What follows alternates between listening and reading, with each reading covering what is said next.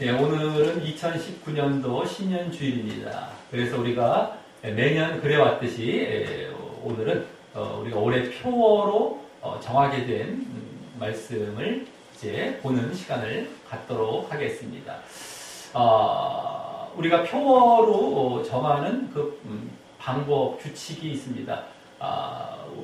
교회 주보 이제 뒷면에도 나와 있는 목표의 방향 세 가지죠. 세 가지를 계속 매년 돌아가면서 그와 관련된 이제 말씀을 이제 본문을 찾아서 거기에 나오는 이제 주제를 표어로 이제 삼게 되는 것입니다.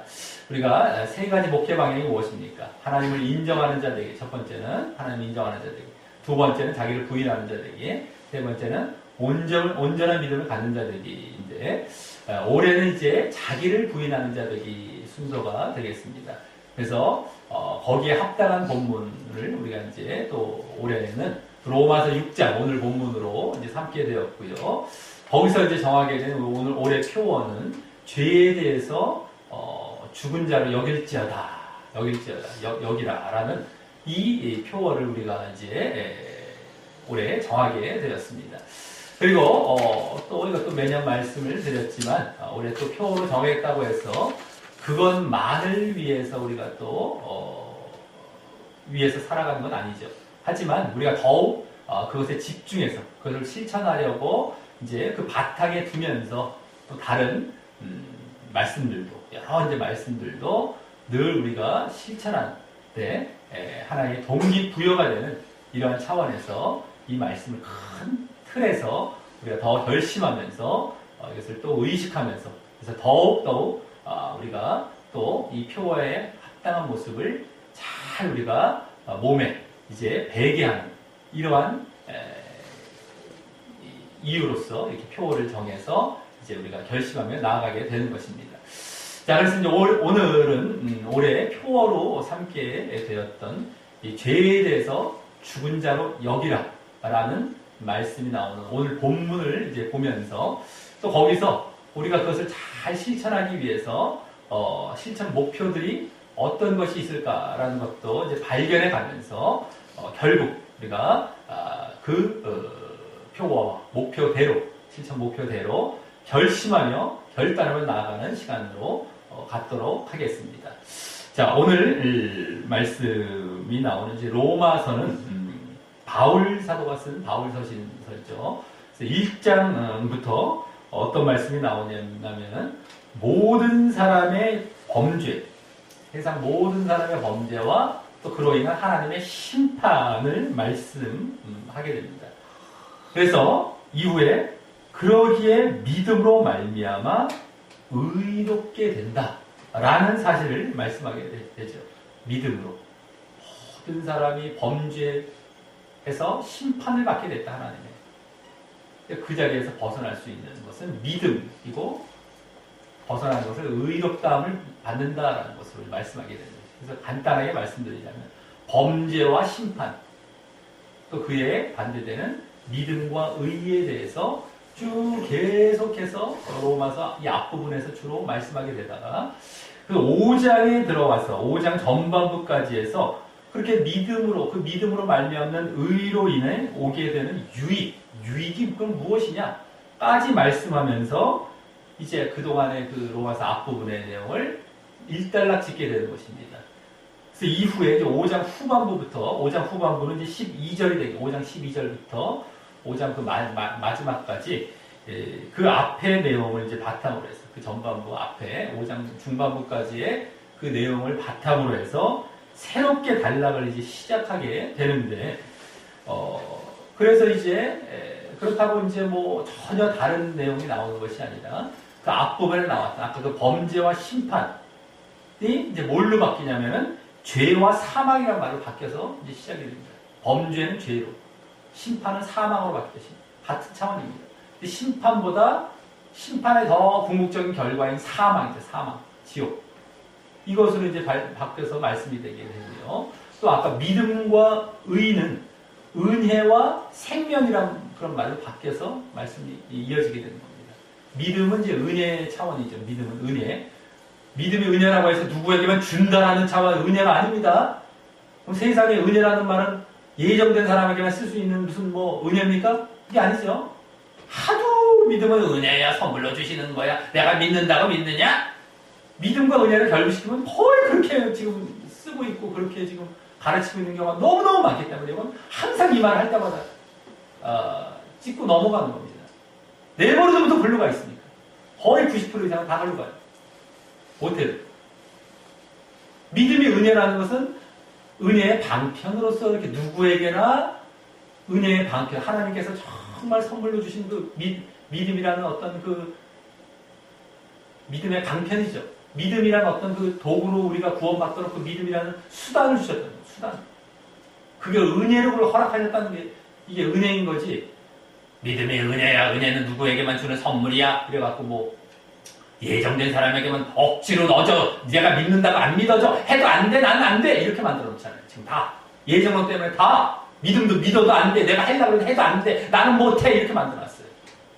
요새 얼마나 그게 팽배한지 모릅니다. 그 말이 안 나오는 경우가 없어요. 그게 그럴듯하고 자기가 믿음이 되게 있어 보이죠. 근데 전혀 그게 맞는 얘기가 아니라는 걸 아시기 바랍니다. 성경에서 네가 해라라는 것이 얼마나 나오는데 하나님은 다 은혜로 깔아놓으시고 그걸 갖고 잘못해갖고 그냥 다 모든 게 나는 그냥 누워있으면 그냥 저절로 막 밥떡에 먹여주고 위에 사과가 떨어져서 그냥 내가 막 저절로 되어지고 이런 그건 종교예요. 종교. 무속신앙입니다. 무속신앙. 다른 종교에서도 다 그런 얘기를 하더라고요. 다 자기 중심에 자기가 왕이에요. 자기가 임금이고 자기가 주인이에요. 그리고 하나님이 종으로서 나를 해줘야 된대. 이런 인식에서 나오는 그 태도가 그겁니다. 알지도 못하고 뭐 하나님께서 다 해주신다고 마치 신앙은 좋은 것처럼 영광 돌리는 식으로 얘기하는데 알고 봤더니 다 그 이면에는 결국 그런 잘못된 생각들이 있기 때문에 나오는 그런 모습들인 거예요. 그걸 잘 알아야 됩니다. 근데 그 말을 들으면 이상하게 그게 신앙이 좋아 보이고 자신도 내가 저래야 되나? 라는 식으로 딸려간다는 거예요. 그거 아닙니다. 성경을 얼마나 안 봤으면 성경을 다 집어쳤기 때문에 이론에서 신학에서 나오는 거짓 신학에서 나오는 그런 주장들이거든요. 여기. 성경을 보십시오. 다 네가 해라. 네가 해라. 나는 이렇게 해줬다. 제발 해라. 이게 이 외침이시거든요. 그래서 우리가 구원 받아라. 그거거든요. 그것을 다 그렇게 둔갑시켜놓고 종교, 무속신앙처럼 내지는 다른 여타 종교처럼 그렇게 만들어 놓은 게 그게 바로 그 예정론과 그 은혜론입니다. 엉터리 은혜론. 기독교는 은혜라는 것이 있으니까 다르대요. 그런 식으로 따지면 다른 종교에 다 그런 은혜는 다 있습니다. 그 은혜도 아닌 은혜를 갖고 말이죠. 그게 은혜가 아닌 거예요. 지금 믿음도 이게 바로 그게 은혜고 그로 인해서 우리가 죄로부터 구원받는 게 이게 은혜의 길로 다 열어주신 것이 그게 은혜인 거예요. 다른 종교나 무슨 다른 어떤 주장에서는 있을 수도 없는 믿음이라는 건 누굴 믿어야 되냐. 그로 인해서 우리가 왜 구원을 받아야 되고 구원이 무엇인지도 알지도 못하는 이런 것과 다른 이런 차원이 있지. 무슨 우리는 저절로 되어지는 하나님의 은혜 안에 있어서 우리는 다 이거 갖고 주장한다는 거야. 우리는 달라요. 뭐 이러면서 말이지. 철저히 조심하시길 바라겠고요. 그래서 그 믿음과 믿음을 하면 의, 이것은 바로 은혜. 믿음에는 은혜란 말로 바뀌어 있고 의는 생명이란 말로 바뀝니다. 생명. 아까 범죄와 심판은 사망으로 바뀌었죠. 심판이. 근데 믿음과 의에서 의가 생명이란 말로 바뀌어요. 사망과 생명으로 바뀌는 거예요. 생명은 구원인 것이죠. 물론 아까 사망은 지옥, 이것이고요. 그래서 은혜는 이제 생명으로 더 직접적으로 더 궁극적인 것을 말씀하는 것입니다. 그걸로 바뀌어서 이제 새롭게 단락이 시작되게 된 것이죠.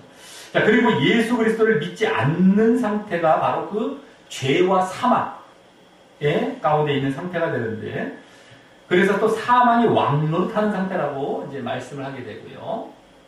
또 예수 그리스도를 믿는 상태가 그 은혜와 생명 가운데 있는 상태로서 생명 안에서 왕노릇하는 상태라고 또 말씀을 하고 있었던 것입니다.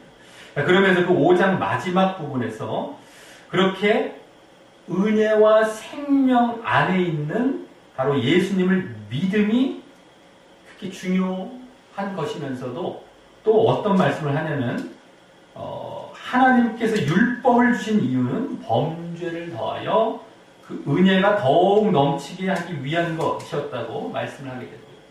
율법에 대해서 말씀하죠. 율법. 로마서에서 이제 믿음과 율법의 대조가 이제 주로 많이 보여줍니다. 유대인들에게 하도 이제 그들에게 믿게 하려다 보니까 율법 더한 것은 범죄. 율법을 주신 것은 범죄를 더하여서 범죄가 드러나게 해서 은혜가 그로 인한 또 이제 용서함 받는 그 은혜가 더욱 넘치게 하려 함이었다라는 그 말씀을 맨 마지막 부분, 5장 마지막 부분에 말씀하게 되고, 그래서 그 믿음 안에 있다는 것은 또 그 믿음 안에 있다는 것은 그 앞부분에 보면 예수님께서 보이셨다고 한 의의 행위와 순종함이라는 모습이 있었는데, 그 앞부분에 나왔는데, 그것이 또한 열매로 나타나야 함을 또 암시하게 되는 것으로 5장 이제 그 후반부가 이제 보여지고 있었다라고 하는 것입니다. 정말 의의 행위 또 순종함 이런 것들이 나타나야 그것이 내가 믿음 안에 있는 것이고 아까 은혜와 생명 가운데 있는 그러한 모습이 되는 것이다 라는 것까지 보여지고 있었다라고 하는 것이죠. 자, 그리고 그 의의 행위와 또 순종함에 대해서 이제 오늘 본문이 속한 6장부터 시작해서 저 8장에 이르기까지 이제 말씀하게 되는 것이고요. 그중 의의 행위는 6장에서 주로 보여집니다. 6장에서. 근데 그것이 더 구체적으로는 죄를 짓지 않는 행위와 관련하여서 말씀을 하게 됩니다. 아, 의의 행위. 죄를 짓지, 의라는 건 이제 죄의 반대인데 예수님께서 그런 의의 행위, 의로운 그 의의 행위, 그러니까 죄를 짓지 않는 것이죠.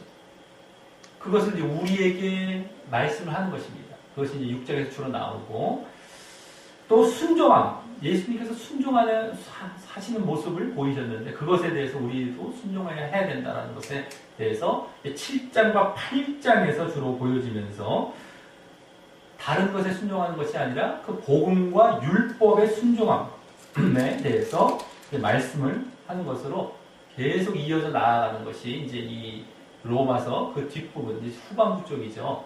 그리고 이제 쭉 가다가 9장부터는 이제 또 삽입장이 됩니다. 한 11장까지.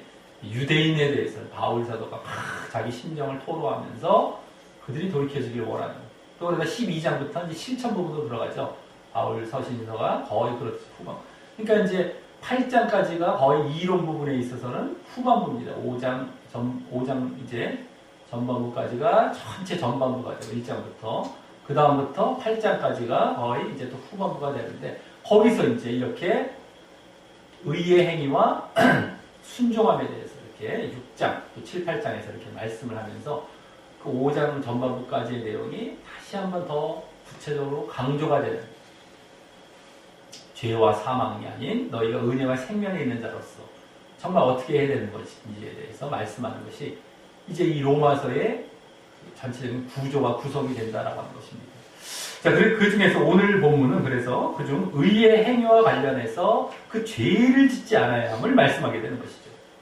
그것이 6장에 나오는데 6장의 오늘 전반부까지가 오늘 본문인데요. 거기서 이제 그 죄를 짓지 않아야 된다. 의의 행위와 관련해서 이걸 말씀하는 것입니다. 그 은혜와 생명 안에 있는, 다른 말로 믿음 안에 있는 자죠. 믿음 안에 있는 자, 믿는 자로서 그런 말입니다. 아, 믿는 자로서 내가 믿었다면, 은혜와 생명 안에 있는 자라면 것이죠. 그래서 이 앞 본문 말씀, 아까 그 5장 말미 말씀과 그 또 전의 말씀 중에 과 관련해서 자칫 오해의 소지가 있었기 때문입니다. 아, 그렇기 때문에 더욱 죄를 짓지 않는 것과 관련해서 그 의의 행위를 말씀하게 되는 것이죠.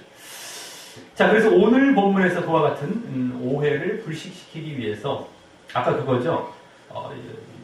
율법을 주신 것은 범죄를 더하여 은혜가 넘치게 함이라. 이것에 대해서 오해가 생길 수가 있는 것인데 그 오해를 불식시키기 위해서 그 의의 행위와 관련한 죄를 짓지 않아야 함에 대해서 주로 이제 또 그 이유에 대해서 이제 오늘 본문에 말씀을 하는 것인데요. 그것에 대해서 어떻게 말씀하는지 살펴보며 우리가 그 은혜와 생명, 또 다른 말로 믿음 안에 있는 것이 어찌 믿음으로 의롭게 되어지고 있는 그러한 상태, 은혜와 생명 안에 있는 상태, 있는 그 안에 있는 자로서 진정 그와 같은 죄에 안 짓는 모습인지 우리가 점검을 해보는 시간을 갖도록 하겠고요. 정말 내가 믿는 자라고 하는데 과연 그러한 죄에 안 짓고 있는 상태이냐 이것을 점검도 해보면서 또 올 2019년 한 해 그러한 모습으로 더욱 나아가기를 다짐하는 시간을 갖도록 하겠습니다. 자, 먼저 1절에 그런즉 우리가 무슨 말 하리요? 은혜를 더하게 하려고 죄에 더하겠느냐? 라는 말씀으로 시작을 합니다.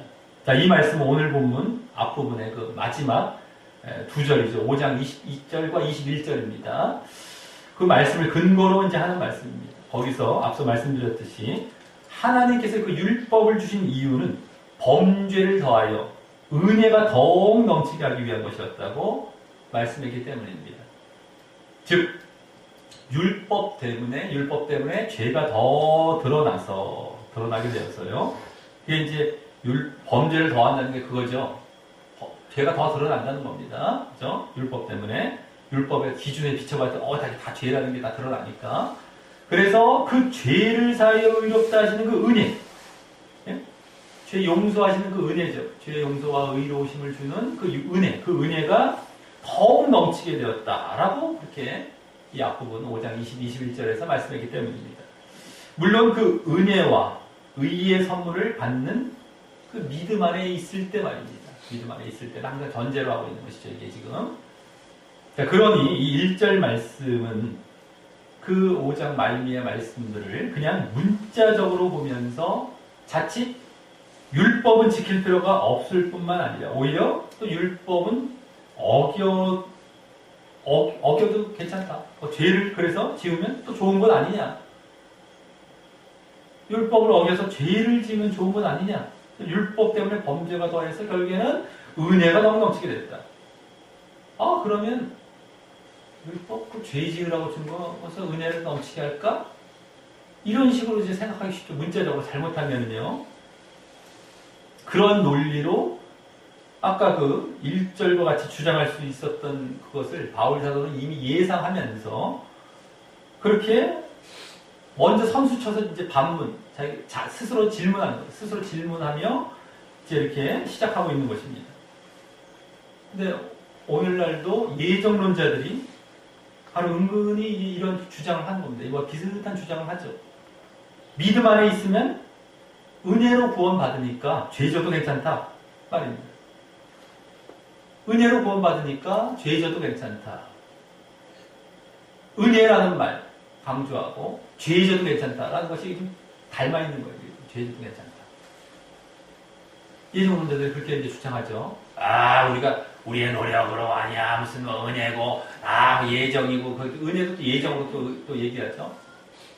그러니 그니까 죄져도 우리는 하나님께서 은혜로 붙들어 주시고 얼마나 멋있어 보입니까? 얼마나 막 안심돼 보이고 얼마나 화려해 뭐라고 표현할까요?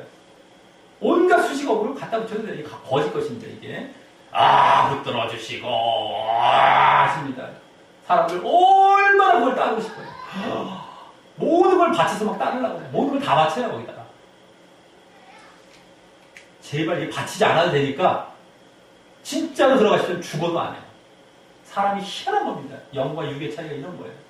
영은 하라 그러면 죽어도 안 하려고 그러고 육은 하라 그러면 온갖 걸 다 바쳐서 하려고 그래요. 근데 하나님은 육 필요 없어. 나 제사 나한테 예배 안 해도 돼. 그런 식으로 할 거면 안 해도 돼. 네 마음을 줘. 이게 항상 성경에 주장하는 건데 절대 그걸로 안 들어가죠.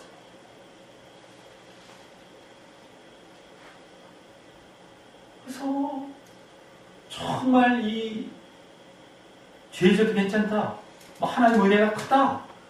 하나님 은혜 이러면서 말이죠. 사람들은 또 은혜라는 말 얼마나 또 좋은 말입니까?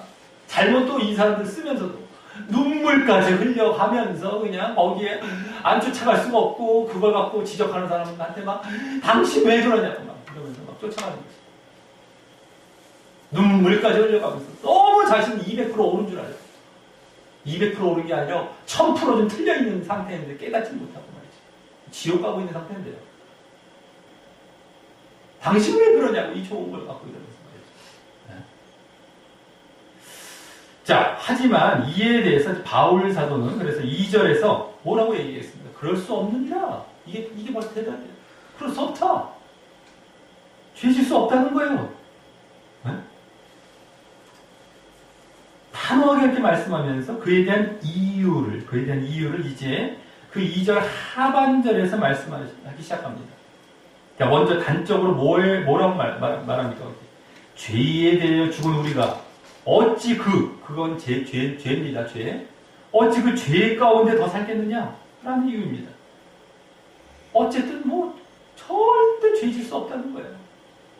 여기 한 마디에 딱 나와버리고 끝나면 벌써 이것만 봐도 답은 다 나와 있어요. 당신들 그 결론 좋아하면 결론은 벌써 이거야. 하지 말라는 거예요. 결론만 좋아하자 과정은 또 보고 싶어 하지도 않고 그거 설명해주면 막 피곤하고 도망가고 기망가 버리잖아요. 그걸 알아야 당신께 되는데. 근데 그거 안 보더라도 결론 나와 있어. 어떻게 할 겁니까? 그럴 수 없다. 그러면 안 된다. 절대 그러면 안 된다. 지금 이러고 얘기하고 있단 말이죠.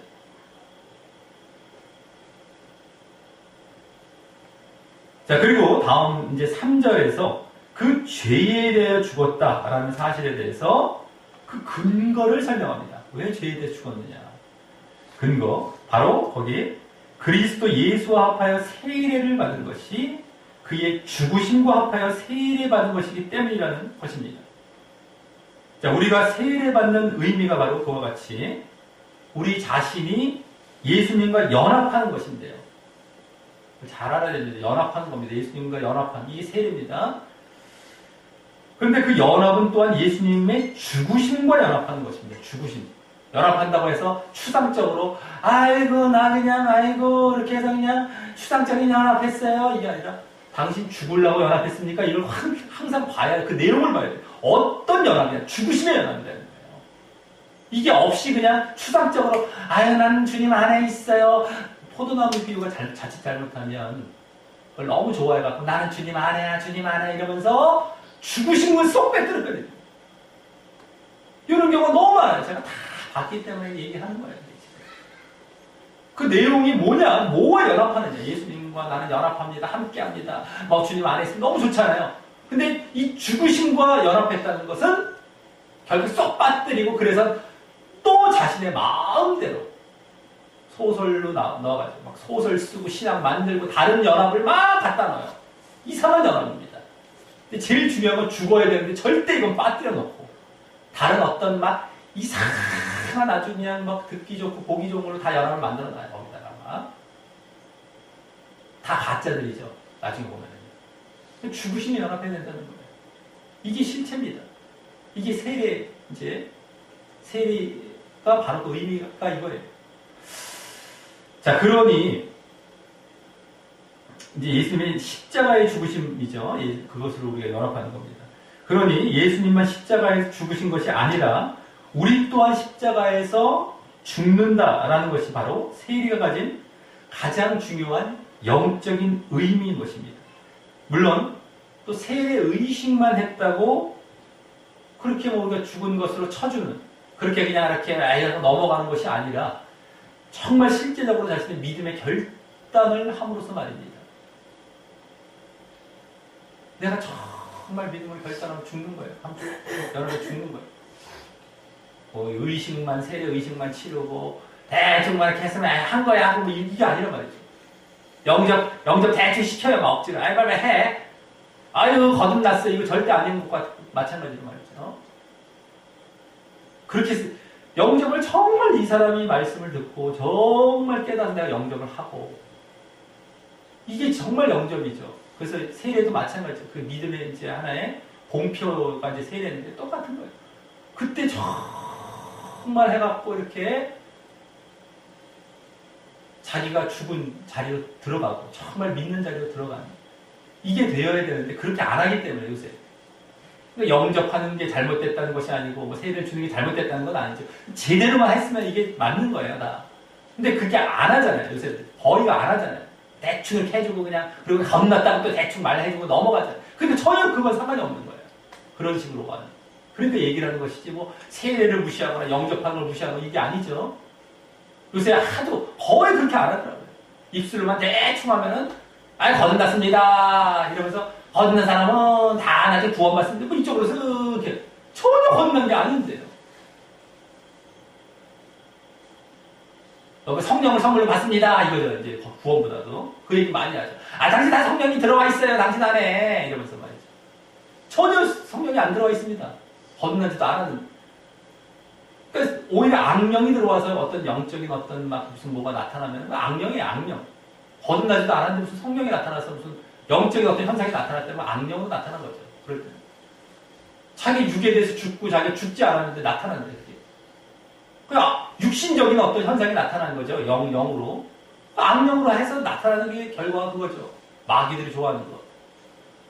착각들 하면서 그게 성령으로 인해서 막 나타난 줄 알고. 성령 받은 줄 알고 내가 막 성령이라는 것도 주장하면 성령께서 다 해주신다고 또 이런 쪽으로 또 성령을 남용하고 오용하고 말이죠. 얼마나 남용합니까? 자기 하기 싫으면 다 성령을 다 거기다 갖다 붙여요. 아까 하나님이 해주신다 이걸 다 이제 실질적으로 성령으로 다 글로 가잖아요. 그렇게 갖다 붙여갖고 다 넘어가잖아요. 성령이 다 해주신다는 것처럼. 이게 실제적으로 지금 현장에서 이제 지금 신앙 현장에서 나타나고 있는 그대로의 모습입니다. 너무너무 잘못된 게 너무 많이 나타나기 때문에 이걸 항상 찍고 넘어가주는 거예요. 제발 그 자리에서 벗어나라. 자, 다음에 이제 4절부터 5절까지에서는 그러므로라는 말과 함께 우리가 그의 죽으심과 합하여 세례를 받았다라는 것에 대한 그 결과를 직접적으로 이제 말하면서요. 그죠? 죽으심과 합하여 세례를 받았다. 그 결과를 직접적으로 말하면서 또 그러므로 우리에게 요구되는 목적을 말합니다. 우리에게 요구되는 목적. 자, 4절은 그 결과로서 바로 그와 함께 장사되었다라는 것입니다. 이는 아까 세례를 통하여서 예수님과 함께 죽었다 했기 때문에 함께 이제 무덤에 묻혔다라는 것으로 더 이제 구체적으로 말하고 있는 거예요. 정말 죽은 식이 되는 겁니다. 자, 그리고 그 목적으로 그 뒤에 하나님께서 아버지인 당신의 영광으로 말미암아 그리스도를 죽은 자 가운데서 살리신 것 같이, 즉 부활하게 하신 것과 같이 우리로 또한 새 생명 가운데서 행하게 하려는 그러한 목적을 말씀합니다. 잘 보셔야 되죠. 그리스도를 죽은 자 가운데서 살리신 것 같이 뭡니까? 부활이죠. 부활하시게 하신 것 같이 우리는 뭡니까? 새 생명 가운데 행하게 하려는 이러한 목적으로 이제 그렇게 우리가 죽었다. 그리스도와 함께 죽었다라는 것이죠. 자, 여기 이제 예수님의 부활과 우리의 새 생명을 이제 연결하여 이제 말을 하고 있는데, 그죠? 예수님의 부활, 예? 다시 사신 부활과 우리의 새 생명을 이제 연결해서 말하고 있는데, 우리가 죽고 이렇게 새로운 생명으로 태어나서 그와 같이 새 생명으로 행하는 것을 뭐라고 이제 성경을 통해서 뭐라고 다른 말로 할 수 있습니다. 바로 거듭남이죠. 거듭남, 다시 태어남, 새롭게 태어남, 새 생명, 새롭게 이거죠. 난다, 태어난다, 생명, 거듭남, 새 생명, 똑같은 겁니다. 그렇게 볼 때 예수님의 부활과 우리의 거듭남이 밀접하게 연결이 되는 것입니다. 예수님께서 부활하신 것은 나중에 우리도 부활할 것, 이것만 우리와 관련이 된 것이 아니라 그 이전에 우리와 관련되는 건 우리의 거듭남과도 벌써 예수님의 부활이 관련이 된다는 것이죠. 자, 어쨌든 그래서 여기서는요, 우리가 새 생명으로 새로운 삶을 살고 행하게 되는 그 목적, 그러한 목적을 갖고 우리가 예수님과 함께 장사되고 죽었다라는 것입니다. 물론 우리가 예수를 믿을 때 말이죠. 예수님을 믿을 때 이것도. 그래서 우리가 죽은 목적은 새로운 새 생명을 위한 것이다 이거죠. 쉽게 말해서 그대로입니다. 예수님과 함께 죽고 부활하셨죠? 우리는 새 생명이죠, 우리는. 이게 목적이었던 거예요. 여기까지 말한 것이죠. 자, 그러면서 5절에서는 맨 앞에 왜냐하면이란 말이 생략되어 그 부활, 예수님의 부활과 우리의 거듭남이 연관되는 이유를 이제 말하는데요. 거기 뭐라고 합니까? 만일 우리가 그의 죽으심을 본받아 연합한 자가 되었으면 또한 그의 부활을 본받아 연합한 자가 될 것이기 때문이라는 것입니다. 여기 본받아라는 말을 잘 봐야 돼요. 그냥 연합이 아닙니다. 본받아입니다. 이거는 이제 뭐 유사하게 이런 거예요. 똑같지가 않습니다. 비슷하게 이런 말이에요. 그냥 본받아를 막 그냥 미사역으로 그냥 갖다 대충 어떤 말도 이렇게 쓴 것이 아닙니다. 의미가 있는 말이에요. 그래서 우리가 직접 예수님과 같이 십자가에 못 박혀 죽은 것은 아니지만, 그죠? 우리가 야 예수님과 같이 정말 죽어, 정말 우리 십자가 사형을 당해야 돼, 이런 게 아니잖아요. 이게 본받아라는 말이 그걸 의미하는 거예요. 본받아 죽었다는 거죠. 죽으심을 본받아. 그래서 연합합니다. 본받은 죽음, 그러니까 어떤 유사한 죽음이라는 이런 차원이죠. 죽으심을 본받았다는 건. 그래서 유사하고 그렇게 이제 영적으로, 우리가 영적인 겁니다. 영적으로 그와 같이 우리를 십자가에 못 박아 죽인 것이죠. 이것이 이제 본받았다라는 것을 이제 말씀하는 거예요. 영적으로 우리 영을 십자가에 못 박는, 이 육을 십자가에 못 박는 거예요. 그 영적으로 십자가에 못 박게 되는 것이죠. 그랬을 때에 다시 거기 뭡니까? 예수님의 부활과 유사하고, 그것도 본받아라는 말이 다 그겁니다. 유사하고 닮게 연합하는 그러한 자가 될 것이다. 부활과 유사하다는 게 뭡니까? 부활을 본받는 그 유사한 모습이 뭐예요? 바로 새 생명 가운데 행하고 새 삶으로 살아가는 것, 그것을 말하는 것입니다. 이 본받아. 자, 그래서 이것이 이제 아까 앞에 4절에서 예수님의 부활과 우리의 거듭남, 우리의 새 생명이죠. 우리의 새 생명이 연관되게 되는 이유가 되는 것입니다. 우리가 죽는 것도 예수님처럼 지금 그냥 정말 이제 정말 육신적으로 그냥 사형당하는 이거 아니지 않습니까? 영적으로 죽는 거잖아요. 그럼 우리가 뭔가 부활을 이 땅에서 하는데 그것이 유사한 어떤 다시 태어난 부활이었는데 그게 바로 새 생명이라는 거예요. 그건 여기 부활만 얘기하면 우리가 나중에 부활. 그럼 여기서 우리가 지금 죽어야 된다는 거잖아요. 이 땅에서는 뭐 부활과 전혀 상관이 없는 것이고 또. 그게 아니라 본받아. 이 말에 다 담겨 있는 것이. 그래서 이유를 설명한 거예요. 이게 왜 연관이 되는지. 우리가 죽는 것도 영적으로 본받아 죽음, 유사한 그런 죽음이고, 직접 우리가 당한 것이 아니라, 그렇다면 우리가 또 바로 부활하는 것, 이 땅에서 부활하는 것, 그 유사한 부활인데 그것이 바로 새 생명이다. 거듭남이다. 이걸 지금 설명한 거예요. 근데 우리가 지금 대충 보면 이러한 설명들도 모르고 이런 연관성을 좀 파악을 못할 가능성이 높습니다. 대충 그냥 넘어갈 수가 있어요. 잘 봐야 되는 겁니다. 사실은. 자, 여기까지가 앞서 2절에서 말씀한 죄에 대해 죽은 우리가 죄 가운데 더 살려 그럴 수 없다 라는 말을 설명하기 위해서 세례, 바로 세례와 또 그로 인한 예수님과의 연합이라는 예를 들어서 예수님의 죽음과 부활에 연합되어진 우리의 영적 죽음과 새 생명을 말씀한 전반부에 해당했다. 예수님의 죽음과 부활은 우리의 영적 죽음과 새 생명입니다. 이렇게 연관이 되는 것이죠. 그걸 말씀한 전반부에 해당했다면 이제 6절부터는 이제 후반부로서, 오늘 본문의 후반부로서 그 사실을 더 구체적으로 설명하면서 이제 본격적으로 우리가 죄에 대해서 죽었고 그러므로 죄 가운데 더 살 수 없음을 이제 설명하는 것입니다. 죄 쪽으로 더 이제 포인트가 맞춰지면서 앞에서 그 말씀하셨던 그걸 더 구체적으로 설명하면서 이렇게 죄에 대해 죽었어요. 죄 가운데 살면 안 돼요. 이걸 더 이제 말하는 거예요. 볼 것도 없으니까 로마서 6장은 절대 빠뜨리면 안 돼요. 우리가 로마서 볼 때 로마서 6장 빠뜨려 놓고 딴 거 갖고 막 몇 가지 보면서 그걸로 막 요리해 갖고 소설 쓰면서 딴 이론 만들어냈잖아요. 그래서 로마서 그렇게 좋아하잖아요. 그런 사람에게 제발 로마서 6장을 좀 보라고 좀 얘기하고 있습니다. 6장은 꼭 빠뜨릴 거예요. 이 사람들은 6장 보면 큰일 나니까. 제발 로마서 6장 보고 정신 차리라고 그런 말씀 아니었습니까? 앞에 부분에.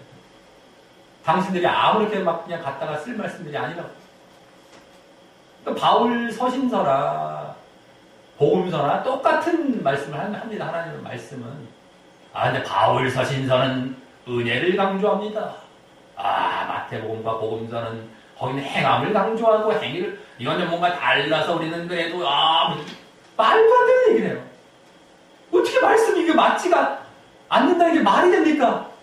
거기서부터 벌써 말씀의 권위를 다 모독시켜놓고 하나님의 말씀이라는 것 자체를 다 무시하는 것밖에 안 되는 거예요. 제대로 안 봐놓고, 그러면서 그걸 또 신학이라는 걸 포장해놔놓고 자기들은 얼마나 또 유식해서 그렇게 주장하는 것처럼 주장하고 사람들 다 미혹해가잖아요. 전혀 오히려 모르고 있는 사람들이요. 겸손하게 그냥 성경 본 사람보다도 모르는 사람들이에요. 그 신학 잘못하는 사람들이요. 자, 그래서 이제 먼저 6절 맨 앞에는 왜냐하면 이라는 말이 생략이 되어서 앞에 그 4절, 5절 말씀을 이제 설명하는 차원에서 말씀을 이제 하게 되는 것입니다. 왜냐하면 이런 접속사들을 잘 봐야 돼요. 이게 생략이 되어 있다는 걸 잘 봐야 돼요. 그럼 모르고 보면 이제 연관성이 막 이제 떨어지게 되죠. 자, 그래서 이제 거기 보면 6절에 보면 우리가 알거니와 라는 말을 시작하는데 먼저 우리 옛사람이 예수와 함께 십자가에 못 박힌 것은 이라고 말하면서 앞서 5절과 또 그 앞에 3절은 단순히 우리가 예수님의 죽으심과 합했다, 죽으심과 연합했다 그만 말했다면 이제는 그것을 더 구체적으로 우리는 어떻게 말하겠습니까? 여기 아까 거기서 우리가 예수님의 죽으심과 연합했다. 우리는 어떻게 말해? 우리의 옛사람으로 말하죠. 우리 옛사람이란 말. 또 죽었다라는 것은 그냥 죽은 게 아니라 십자가에 못 박혔다. 이렇게까지 더 구체적으로 이제 말하고 있는 것입니다. 그죠? 우리가 죽었다. 죽으심에 연합했다. 우리가 예수와 함께 십자가에 못 박혔다. 옛사람. 그냥 우리가 아니라 옛사람이. 이렇게 더 구체적으로 말하고 있습니다. 그러기에 여기서 우리는 우리의 죽음이 바로 우리의 옛사람이 죽는다라는 것을 알 수 있고 또 그 옛사람의 죽음은 바로 뭡니까? 예수님의 십자가의 죽음에 근거하여 그렇게 함께 죽는 것을 또 알 수 있는 것입니다. 그렇기 때문에 우리가 뭐 또 예수 그리스도를 믿음으로 말이죠. 물론. 자, 그렇기 때문에 예수님께서 우리를 대신하여 죽으셨기에 예수님께서 우리를 대신하여 죽으셨기에 사실 우리가 죽은 것이었기 때문에 대신하여 죽은 것이고 우리도 죽은 것입니다. 사실 우리가 죽은 것이죠. 그렇기 때문에 우리가 실제로 죽은 것은 아니지만 죽어야 할 부분이 있는 것입니다. 그것은 바로 우리의 옛사람이라는 것입니다. 옛사람. 우리도 죽어야 되는구나. 근데 그것이 바로 옛사람이다라고 하는 것이죠. 그렇기 때문에 이제 혹 예수를 믿었다고 예수님께서 우리를 대신하여 죽었으니 다 끝났고 우리는 죽을 필요가 없다라고 말하는 그런 주장이 있다면 얼마나 잘못된 주장인지 잘 분별하시기 바랍니다. 예수님의 십자가만 주장하고 나의 십자가 필요 없다. 내가 죽는 거 필요 없다. 라고 얘기한다면 십자가를 반쪽만 알고 지옥으로 가고 있는 상태라고 했죠. 늘. 십자가를 예수님의 십자가만 얘기하고 믿음만 강조하고 요게 딱 예정론적이잖아요. 다 예정론에서 근거한 요거 반쪽만 맞은 것처럼 보이는데 요 반쪽은 전혀 나의 십자가와 행함을 싹 제거했죠. 그래도 반은 맞으니까 그래도 구원은 받아가 아니라면 절대 구원 못 받습니다. 이 전체가 가짜니까 전체를 봤을 때 요 반쪽만 있는 건 절대 0%예요. 전혀 믿음이 없는 사람. 50%의 믿음이 있는 게 아니라 제로입니다. 그리고 무조건 지옥으로 가는 거예요. 이걸 얘기를 안 한다는 거예요. 그리고 마치 50 정도 있으니까 그래도 구원은 받을 거야. 아예 부끄러워 그래. 구원이라도 맞지. 절대 못 받아요. 성경을 제대로 보십시오. 만약에 그게 옳다면 그렇게 안 사는 사람이 바보다. 50% 믿음하고 내 맘대로 행함 없이 살아가는 것을 그런 모습을 안 보이고 살아가는 신자들은 바보예요. 바보. 멍청이죠. 멍청이. 아, 왜 그 좋은 걸 왜 그렇게 안 살고 너 구원을 해좀 받으면 됐지. 그리고 살아 해좀 그렇게 살아야 정상이고 너무너무 그렇게 안 살면 정말 바보가 되는 거예요. 근데 성경은 보십시오. 오히려 그 행함을 계속 강조하고 있어요. 성경 전체가. 그 내용에 계속해서 그 내용입니다. 이거 안 하면 너희들 죽는다. 이거 안 하면 너희들 죽는다. 계속 그거 말씀하고 있는 거예요. 이거 안 해서 너희들 엉터리고.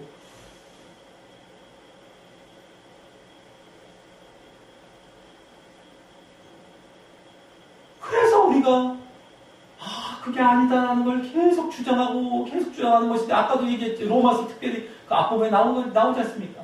믿음으로 말미암아 의를. 그것만 딱 우린 믿음으로 구원받아. 뒤에 나오거든요. 지금 여기도 나오고요. 그것만 자기가 보고 싶은 것만 보고 주장하고 싶은 것만 주장하고 끝이에요. 끝. 가짜죠. 가짜. 완전 가짜죠. 그걸 철저히 알아야 됩니다. 왜냐면 이것이 지금 한국 교회, 세계 교회, 딴 데도 마찬가지일 거예요. 이게 95%, 최하 95% 이상을 다 지배하고 있으니까 이걸 열변을 안 토할 수가 없는 겁니다. 여기서 빠져나와야 되거든요. 지금 구원 받으려면. 다 지옥 갑니다. 다. 절대적으로 지옥 가는 거예요. 이건 거기서, 절대 1%, 단 0. 몇 프로도 거기서 지옥 안 가는 사람이 있을 수가 없어요.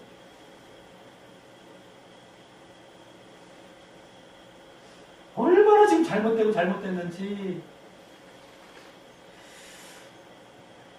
자, 그리고 다음에 이제 그 6절 뒷부분에서는 그 옛사람의 죽음의 의미를 말하면서요. 드디어 2절에서 말씀한 우리가 죄에 대하여 죽었다 라는 사실을 이제 밝힙니다. 옛사람의 죽음이 어떤 의미냐, 아까 그것을 이제 더 말하면서 우리의 죽은 사실, 우리가 죄에 대해 죽은 사실, 아까 2절에서 그것을 이제 밝히게 되는 것이죠. 자, 그것은 바로 거기 6절 뒷부분입니다. 죄의 몸이 멸하여 다시는 우리가 죄에게 종노릇하지 아니하는 것이라는 것입니다. 옛사람이 죽는 것, 이게 바로 죄의 몸.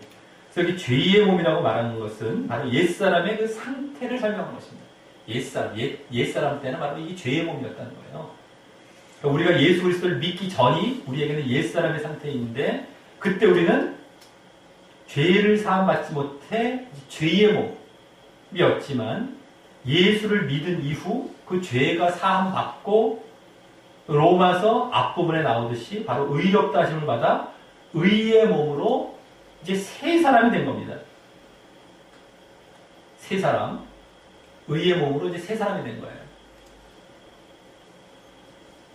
자, 그리고 그 의롭다 하심을 받은 것을 여기서는 옛사람이 예수와 함께 십자가에 못 박혀 죽은 것과 동일하게 말씀하고 있는 것입니다.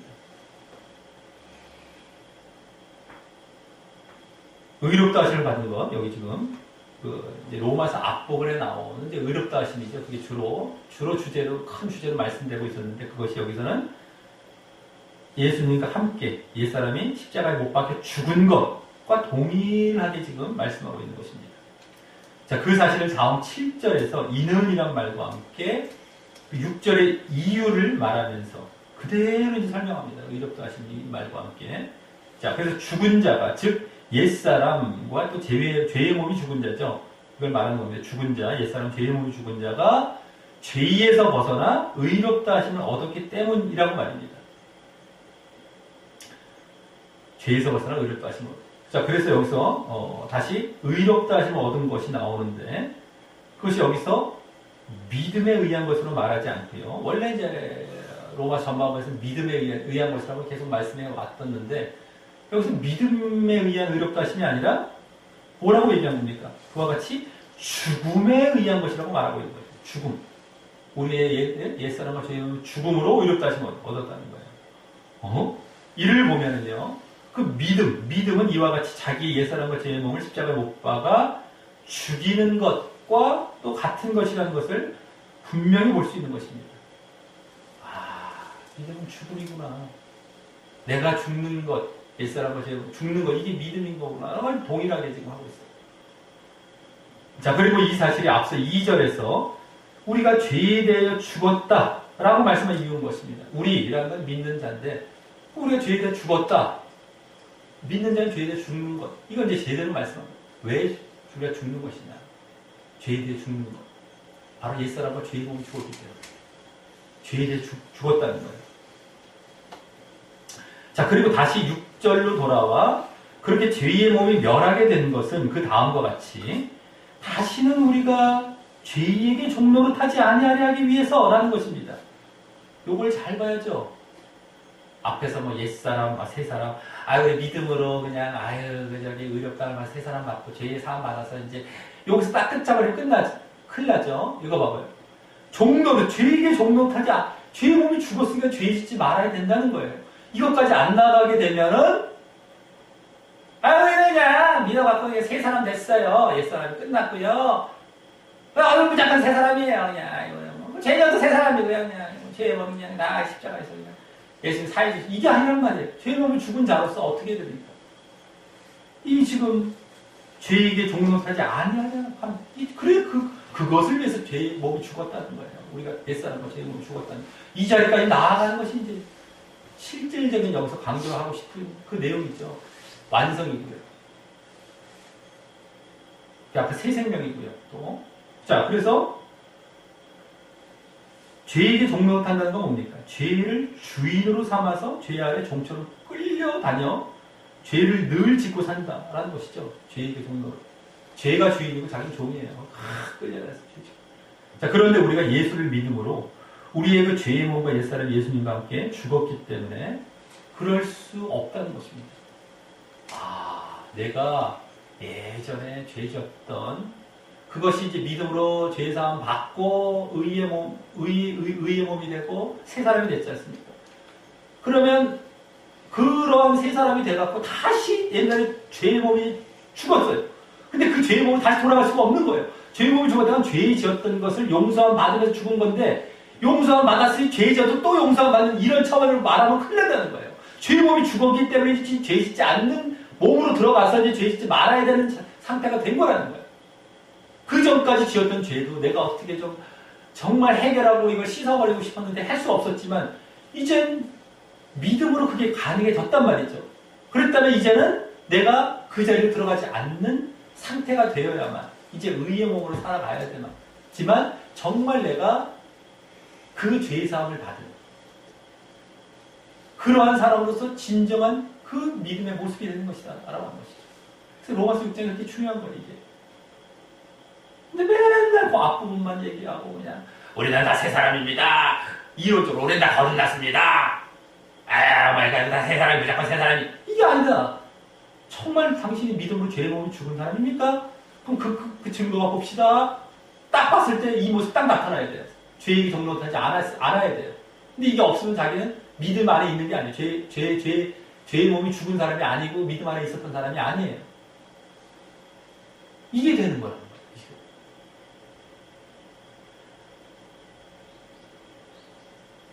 자, 그리고 이제 이 부분은 또 앞서 2절에서 그 뒷부분인 우리가 어찌 죄 가운데 더 살리오라고 말씀한 이유가 되는 것입니다.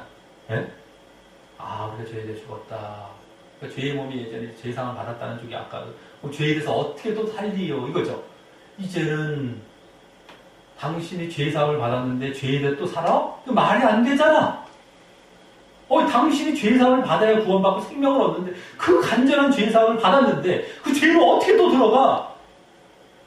그 간절하게 죄를 좀 제발 이거 좀 없애지길 원했는데 없애줬더 이게 또 죄로 들어간다면 이게 말이 돼? 이게 이걸 설명한 거예요. 아까 2절에서 딱 말한 것을 죄에게 종노릇하지 아니하려 함이라 이렇게 구체적으로 말씀이 된 거죠. 자, 그래서 이제 다음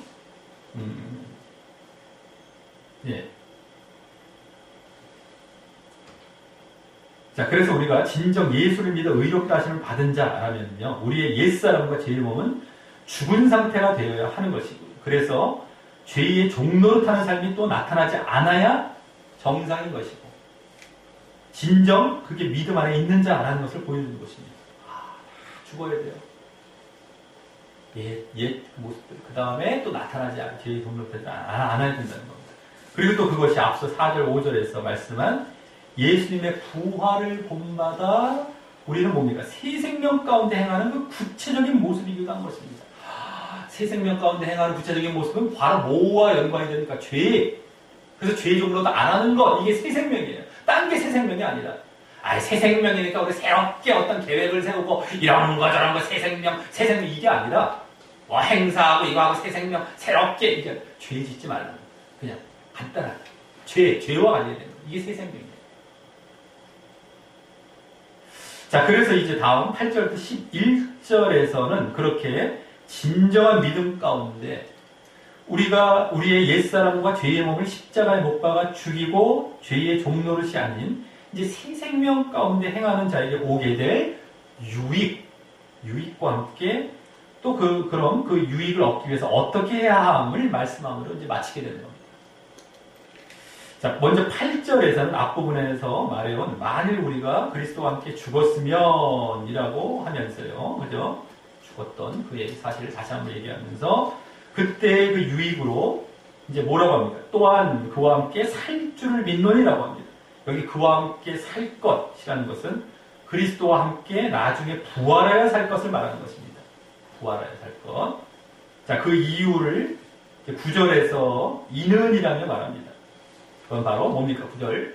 그리스도께서 죽은 자 가운데서 살아나시고 일어나셨기 때문에 다시 죽지 아니하시고 즉 더 이상 결코 죽지 아니하실 것을 저 뒤에 이제 말과 이어져서 알기 때문이라는 것입니다. 다시 죽지 않, 결코 죽지 아니하실 것을 알기 때문에 이제 죽은 자가 살아나시고 일어나셨기 때문에. 자, 그리고 그 중간에 나오는 사망이 다시 그를 주장하지 못한다라는 말은 원래 그 앞에 그 다시 결코 죽지 않는 그 이유격으로 덧붙여 말하는 그 말인 것입니다. 원래 원어를 보면요. 왜 다시 결코 죽지 않냐는지 그것이 사망이 다시 그를 주장하지 못하기 때문에 이런 식으로 이제 원래 말씀되고 있는 것이었죠. 그래서 이 9절 말씀은 그리스도께서는 한 번 죽었다 사셔서 이제 사망이 다시 그리스도를 주장하고 지배하지 못하기 때문에 다시 결코 죽지 않으신다는 것을 그렇게 알기 때문이라는 것입니다. 그럼 왜 한 번 죽었다 사셨다고 해서 사망이 다시 그리스도를 주장하고 지배하지 못할까요? 죽었다가 다시 살아났는데 또 죽은 사람이 있었죠. 만약에 죽었다가 다시 살았으니까 이제 안 죽는다 이런 법칙이 있을 거면 예전에 예수님께서 살리신 그런 사람들이 있었어요. 나사로를 비롯해서 죽었다가 병 고치시 살린 그런 경우들도 있고 뭐 구약에도 있었고요. 그 사람도 죽지 말아야 되는데 그 사람도 죽었거든요. 또 왜 이런 건가? 예수님은 궁금하지 않습니까? 그 이유를 그래서 또 다시 10절 맨 앞에 왜냐하면 이란 말이 생략되어서 10절에서 이제 설명합니다. 10절에서 바로 그의 죽으심은 죄에 대하여 단번에 죽으심이요 그의 살으심은 하나님께 대하여 살으심이기 때문이라는 것입니다. 여기 단번에라는 건 이제 단 한 번. 싹 이게 단번 우리나라 말 어감 이제 번역본은 싹 한번 싹 단번 쳤어 이런 게 아니라 단 한 번이란 말이고 그래서 여기 죄에 대하여 단 한 번 이렇게 죽으셨다는 말은 그리스도께서 인류의 죄를 대속하기 위해서 죽으신 그 죽음은 2번 이상 죽으실 필요가 없이 단 한 번으로 모든 죄를 사하시기 위해 죽으신 죽음이셨다는 것입니다. 죄가 없으신 분이시기 때문이죠. 죄가 없으신 분이시기 때문에 단 한 번으로 이제 한다는 겁니다. 그러니 일단 다시 죽으실 필요가 없는 데다가요. 또 다음 그분께서 살아나신 부활은 하나님께 대하여 살아나셨기 때문이라고 하는데 이는 이제 죄를 없이 하셨기 때문에 하나님께 나아가서 하나님께 대하여 살아나셨다. 하나님께 나아가 하나님을 향하여 이제 살아 있어서 그 하나님의 생명으로 영원히 죽지 않는 상태가 되었기 때문이라는 것입니다.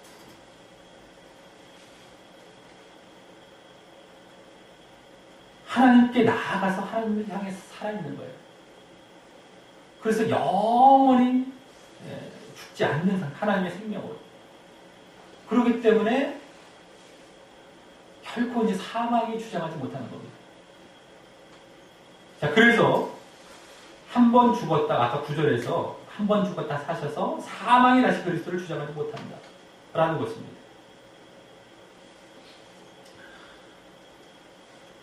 죄를 없이 하시고 하나님께 나아가서 하나님의 생명으로 영원히 이제 사시는 그러한 상태 가운데 들어가셨기 때문에 사망이 다시 그리스도를 주장하지 못한다. 이겁니다.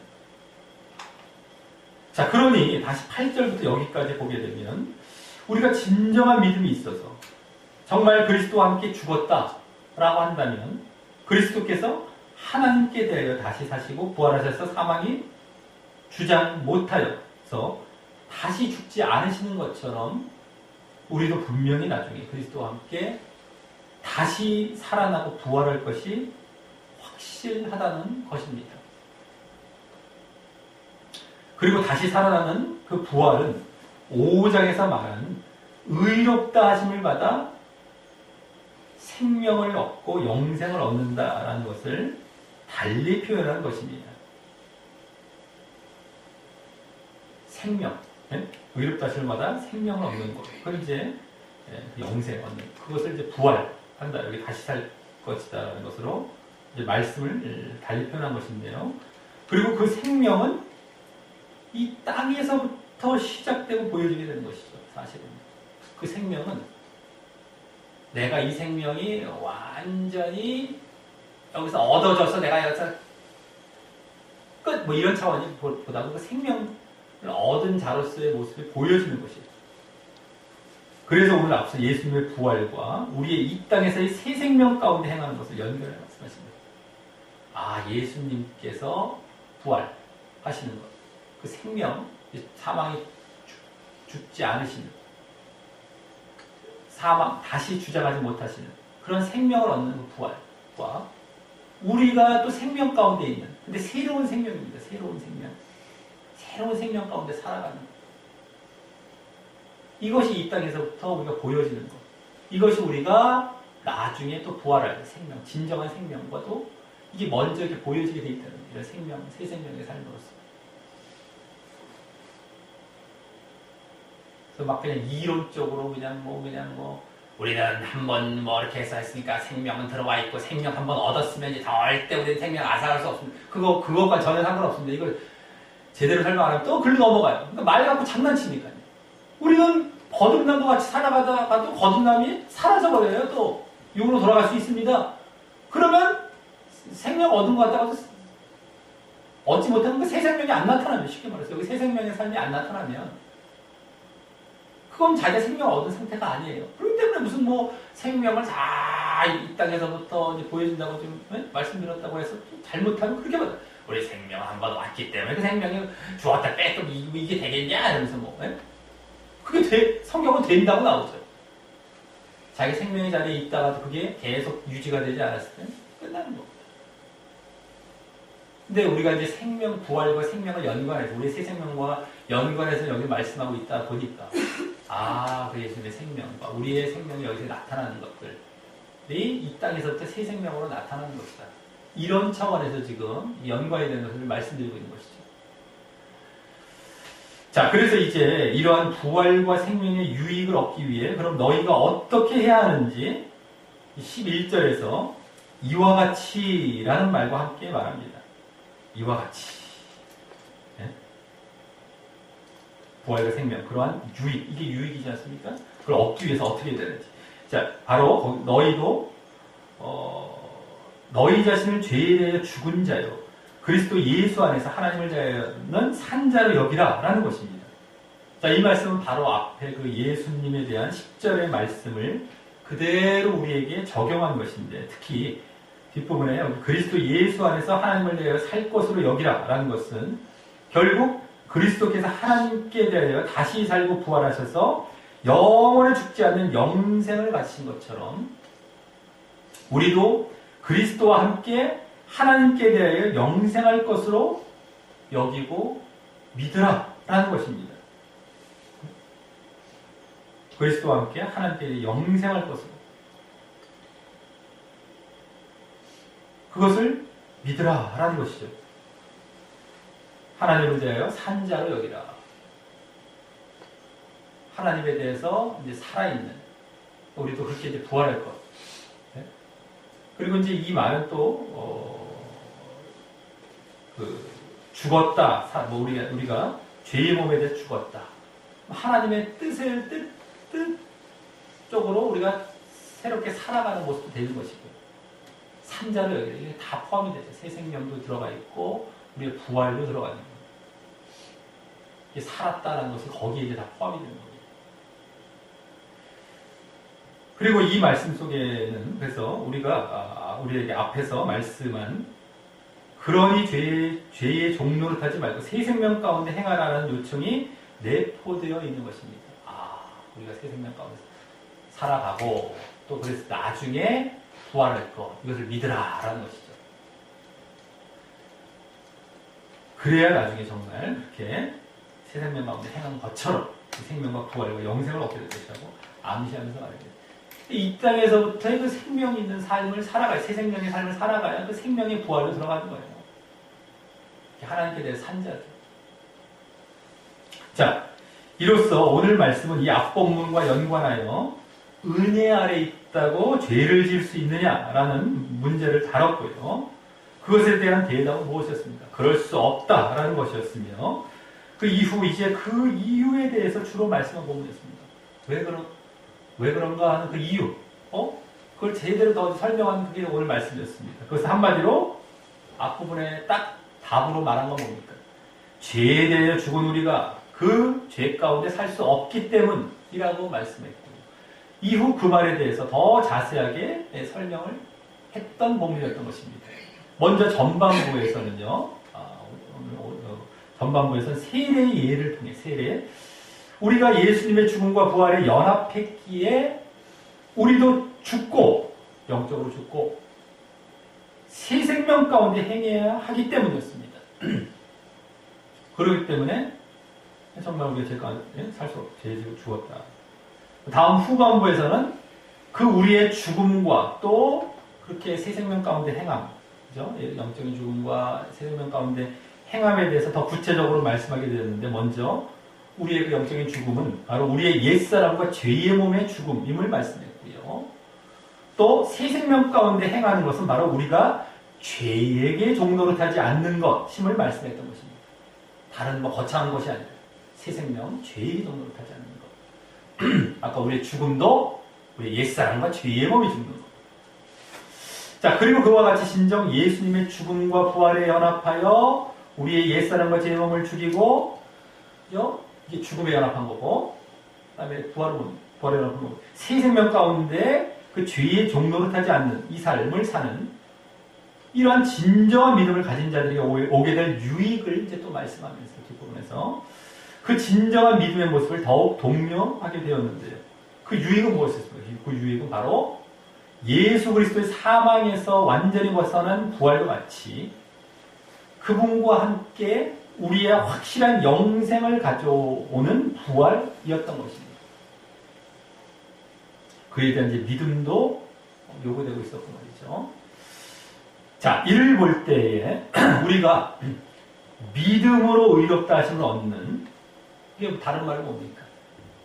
이제 후반부에서는, 로마 후반부에서는 은혜로 생명을 얻는 이 모습이죠. 그 모습은 바로 자신의 옛사람과 죄의 몸을 예수님과 함께 십자가에 못 박아 죽이는 것에서 출발한다는 것과, 그렇죠?